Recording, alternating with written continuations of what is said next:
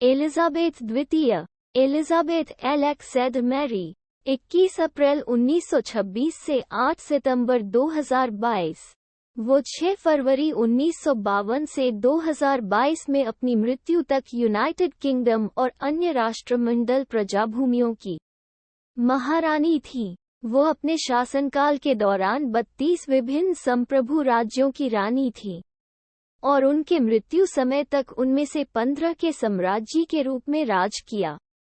उनका 70 वर्ष और 214 दिनों का शासन किसी भी ब्रिटिश सम्राट की तुलना में सबसे दीर्घ और किसी भी महिला राष्ट्राध्यक्ष के रूप में अभिलिखित सबसे लंबा शासनकाल है।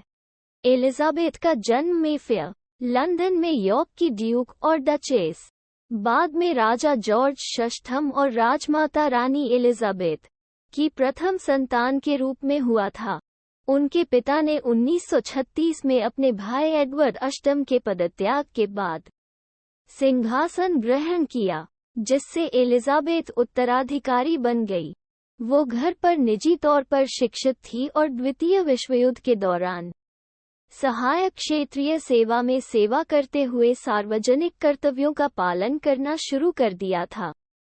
नवंबर 1947 में उन्होंने यूनान और डेनमार्क के पूर्व राजकुमार फिलिप से विवाह की और उनकी शादी अप्रैल 2021 में उनकी मृत्यु तक 73 साल तक चली। उनके 4 संतान थे: चार्ल्स तृतीय, एनी, राजकुमारी शाही, राजकुमार एंड्रू, यॉर्क के ड्यूक और राजकुमार एडवर्ड। वे सेक्स के फरवरी 1952 में जब उनके पिता की मृत्यु हुई, तब एलिजाबेथ तब 25 वर्ष की थी। 7 स्वतंत्र राष्ट्रकुल देशों की रानी बनी: United kingdom, Canada, Australia, New Zealand, दक्षिण अफ्रीका, पाकिस्तान और सीलोन, जिसे आज श्रीलंका के नाम से जाना जाता है। साथ ही राष्ट्रमंडल के प्रमुख। एलिजाबेथ ने प्रमुख राजनैतिक परिवर्तनों जैसे उत्तरी आयरलैंड संघर्ष, यूनाइटेड किंगडम में आक्रमण, अफ्रीका की उपनिवेशवाद और यूनाइटेड किंगडम के यूरोपीय समुदायों में प्रवेश और यूरोपीय संघ से बहिर्गमन जैसे प्रमुख राजनैतिक परिवर्तनों के मध्य में संवैधानिक साम्राज्य के रूप में शासन किया। जैसे जैसे प्रदेशों को स्वतंत्रता मिली और कुछ क्षेत्र गणराज्य बन गए, उसके क्षेत्रों की संख्या समय के साथ बदलती गई। उनकी कई ऐतिहासिक यात्राओं और बैठकों में 1986 में चीन की राजकीय यात्राएं, 1994 में रूस की, 2011 में आयरलैंड गणराज्य की और 5 पोप के साथ यात्राएं शामिल हैं। महत्वपूर्ण घटनाओं में 1953 में एलिजाबेथ की राज्याभिषेक और 1977, 2002, 2012 और 2022 में क्रमशः रौप्य, स्वर्ण, हीरा और प्लैटिनम जयंती समारोह शामिल हैं। एलिजाबेथ सबसे लंबे समय तक जीवित रहने वाली और सबसे लंबे समय तक राज करने वाली ब्रिटिश सम्राट थीं और विश्व इतिहास में दूसरे सबसे लंबे समय तक शासन करने वाली संप्रभु सम्राट थीं, जो केवल फ्रांस के लुई चतुर्दशम से पीछे थीं। उन्हें अपने परिवार की कभी कभार गणतांत्रिक भावना और मीडिया आलोचना का सामना करना पड़ा, विशेष रूप से उनके बच्चों के विवाह के टूटने के बाद। 1992 में उनकी भयंकर वर्ष और 1997 में उनकी पूर्व बहू डायना वेल्स की राजकुमारी की मृत्यु के बाद। तथापि यूनाइटेड किंगडम में राजतंत्र के लिए समर्थन लगातार उच्च बना रहा, जैसा कि उनकी व्यक्तिगत लोकप्रियता थी। एलिजाबेथ का 8 सितंबर 2022 को बेलमोरल कासल, एबरडीनशायर में निधन हो गया। वो अपने सबसे बड़े बेटे चार्ल्स तृतीय द्वारा उत्तरवर्ती हुई थी। शुरुआती जीवन। एलिजाबेथ का जन्म 21 अप्रैल 1926 को 2:40 GMT को अपने दादा जॉर्ज पंचम के शासनकाल के दौरान हुआ। उनके पिता राजकुमार एल्बर्ट, बाद में राजा जॉर्ज वी, राजा के दूसरे पुत्र थे। उनकी मां एलिजाबेथ, यॉर्क की डचेस, बाद में रानी एलिजाबेथ स्कॉटिश क्लाउडे बोव्स लियोन की छोटी बेटी थी। 29 मई को यॉर्क के शीर्ष पादरी कॉस्मो गॉर्डन लैंग के द्वारा उन्हें बर्मिंघम महल के निजी प्रार्थना घर में ईसाई धर्म में प्रवेश बैप्टिज्म कराया गया और एलिजाबेथ का नामकरण किया।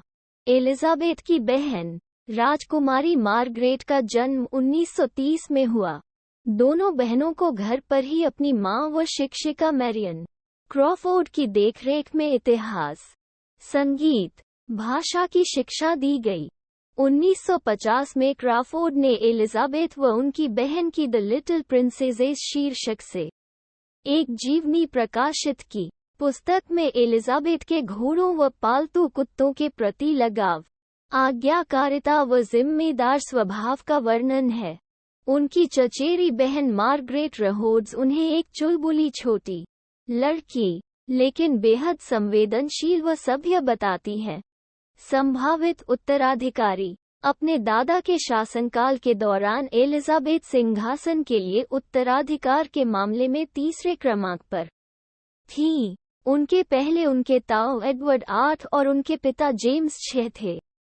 उनके ताऊ की किसी संतान होने से पहले ही एलिजाबेथ पैदा हो गई थी, इसलिए जनता में उनके प्रति न बेहद उत्सुकता थी, लेकिन उनके रानी बन जाने के बारे में किसी ने नहीं सोचा था, क्योंकि सब समझते थे कि उनके ताऊ जो अभी युवा थे शादी करके अपनी संतानें पैदा करेंगे व उनकी संतानें ही भविष्य की राजा या रानी होंगी।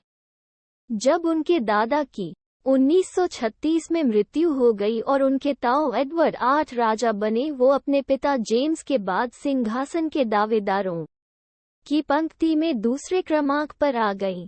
उसी वर्षांत में एडवर्ड 8 ने तलाकशुदा वॉलेस सिम्पसन से होने वाली अपनी विवादास्पद शादी के लिए गद्दी छोड़ दी।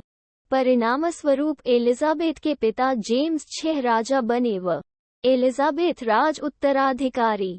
अगर उनके माता पिता को कोई बेटा होता तो वो उत्तराधिकार की सूची में अपने भाई से पिछड़ जाती, लेकिन ऐसा नहीं हुआ और वो ही जेम्स 6 के बाद इंग्लैंड की रानी बनी। 1939 में उनके माता पिता शाही यात्रा पर कनाडा व ऑस्ट्रेलिया गए। तब एलिजाबेथ इतनी लंबी यात्राएं करने के लिहाज से बहुत छोटी थी और उन्हें लंदन में अकेले रुकना पड़ा। उनके माता पिता उनसे नियमित रूप से वार्तालाप करते रहे थे और उन्होंने 18 मई को पहला शाही अटलांटिक पार दूरभाष वार्ता की। विवाह व परिवार। एलिजाबेथ अपने होने वाले पति राजकुमार फिलिप से 1934 और 1937 में मिली थी। फिलिप उनके दूर के रिश्तेदार थे। इसके बाद उनकी मुलाकात 1939 में शाही नौसेना महाविद्यालय में हुई। एलिजाबेथ बताती हैं कि 13 वर्ष की ही उम्र में उन्हें फिलिप से प्रेम हो गया था और उन्होंने पत्र व्यवहार प्रारंभ कर दिया था। 9 जुलाई 1947 को उनके सगाई की घोषणा हुई थी। सगाई विवादों से अछूती न रह सकी।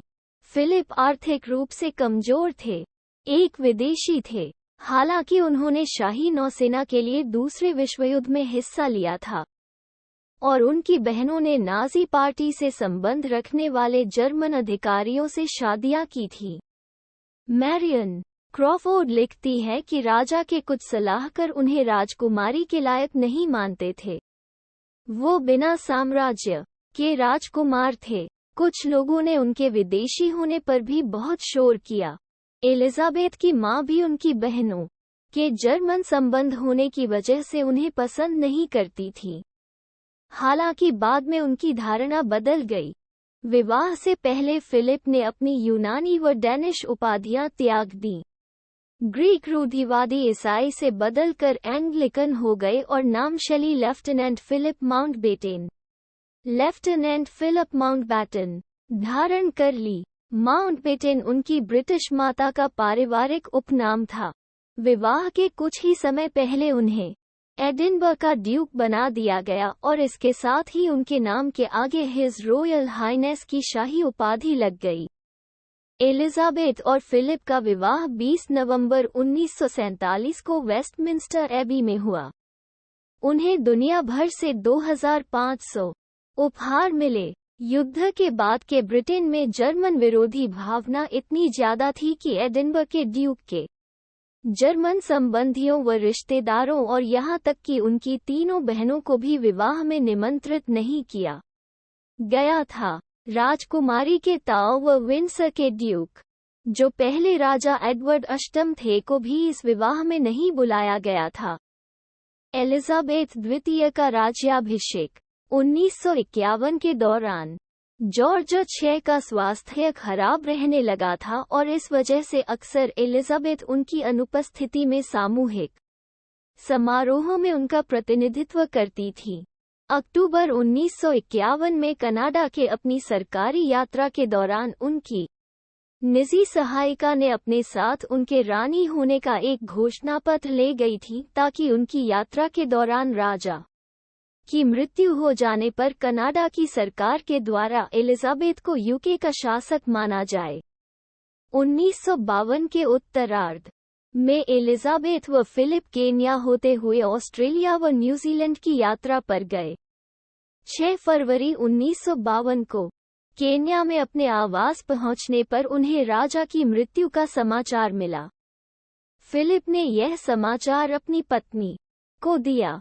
उन्हें अपने लिए कोई राजसी नाम चुनने को कहा गया और उन्होंने एलिजाबेथ नाम रखे रहना ही चुना। राज्याभिषेक होने तक उन्हें घोषित रानी माना गया और लंदन लौटने पर वो फिलिप के साथ बकिंघम पैलेस में रहने चली गईं। चूंकि पत्नी शादी के बाद अपने पति का उपनाम रख लेती है, इसलिए एलिजाबेथ के राज्याभिषेक के वक्त ऐसा लगा कि शाही रीतियों और इतिहास के मद्देनजर अब यूके के शाही घराने का नाम विंडसर राजघराना से बदलकर उनके पति के उपनाम पर माउंटबेटन राजघराना हो जाएगा। ब्रिटिश प्रधानमंत्री विंस्टन चर्चिल और एलिजाबेथ की दादी रानी मैरी ने शाही घराने का नाम विंडसर राजघराना रखे रहने पर ही जोर दिया। 9 अप्रैल 1952 को एलिजाबेथ ने विंडसर को ही शाही घराना बने रहने की घोषणा की। ड्यूक ने शिकायत की कि वो देश में एकमात्र ऐसे पुरुष हैं जो अपने बच्चों को अपना नाम भी नहीं दे सकते। 1960 में रानी मैरी की 1953 में मृत्यु व चर्चिल के 1955 में त्यागपत्र देने के बाद एलिजाबेथ और फिलिप के बेटों व पुरुष वंशजों जिन्हें कोई भी शाही उपाधियां नहीं मिली या मिलेंगी के लिए माउंटबेटन विंडसर का उपनाम अपनाया गया। राजमाता मैरी के 24 मार्च को देहांत के बावजूद राज्याभिषेक का कार्यक्रम 2 जून 1953 को मैरी के इच्छानुसार किया गया। राजतिलक व परम प्रसाद ग्रहण करने के अलावा इस समारोह का पहली बार दूरदर्शन पर प्रसारण हुआ। राज्याभिषेक के वक्त पहना हुआ उनका गाउन नॉर्मन हार्टनेल से मंगवाया गया था और होने वाली रानी के निर्देश पर राष्ट्रकुल देशों के फूलों के चिन्हों से सजाया गया था। इंग्लैंड ट्यूडर गुलाब, स्कॉट कांटेदार पौधा, वेल्स लीक, आयरिश शैमरॉक, ऑस्ट्रेलियाई वेटल, कनेडियाई मेपल की पत्ती, न्यूजीलैंड का सिल्वर फन, दक्षिण अफ्रीकी प्रोटिया, भारत और सेलोन का कमल का फूल और पाकिस्तानी गेहूं, जूट व कपास का पौधा। राष्ट्रकुल का विस्तार।